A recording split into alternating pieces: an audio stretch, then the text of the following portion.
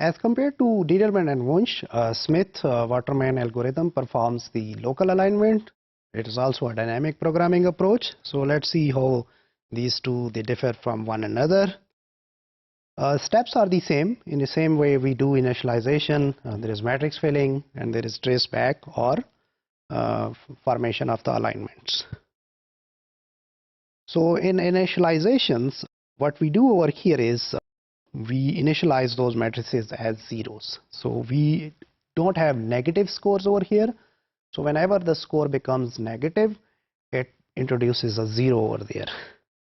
So this is the trick, guys, over here. So this zero within those tracebacks pointers, if their sequence is broken with a zero, so over there we will have those local alignments. So we have one aligned section, there is a gap or a break in between, and then we have another aligned section, and so on. So this is the complete algorithm. So what we do over here is we fill in the partial alignments. So for each, same way we have I keeping track of M, J moves over N, M and N are these two sequences and their lengths. And our scoring function Fij over here, that has got a zero in it. So everything is the same. We will have I minus 1, J minus 1, that is the score coming from diagonal, case 1. Pointer will keep track of it. Case 2, where it's coming from the left, and case 3, where it's coming from the top or up.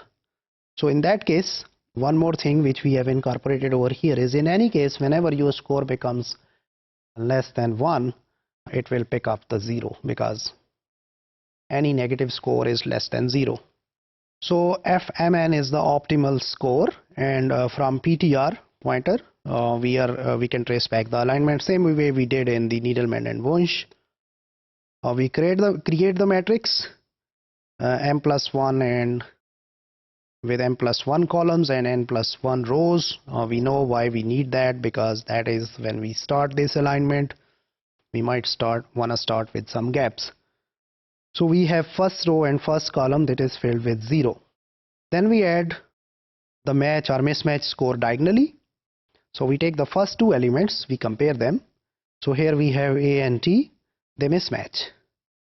Either we can get the score from the top or bottom or horizontally, but in this case, since we are starting and we are picking up this maximum amongst them, and in this case we get a mismatch. And by the way, our scoring scheme is negative score for the mismatch. So in this case, that's why we see a 0 over here. So we have, for the match we have plus 5, and for the mismatch we have minus 3, and gap penalty is minus 2. Then we move on to the next place. So we see T matches with T, we give a plus 5, and then we have T and G, and then we can get from all those three options we can get their scores, and same way we can move this way or coming from the top or from the bottom or anywhere. So we fill it up just like we did in Needleman and Wunsch algorithm. So same way we come up with the matrix which is filled. So same way we do traceback. Here the traceback starts from maximum value in the matrix and then we move backwards. So in this way we will have some local section that has been aligned. So here the traceback starts from this value which is 12, and we have those pointers which are telling us from where those scores are coming from, so we can put them together. So in this case we have just a section of two things which are aligned together. We don't care about this G in the end, and our traceback pointers help us get the real alignments. So real alignments are then like this. So T matches with T, G and G, and there's a mismatch, and then we have a gap in the beginning as far as this alignment is concerned. So here we try to find the best local alignment between two subsequences. So this Smith-Waterman algorithm is a local alignment algorithm. It is based on dynamic programming approach.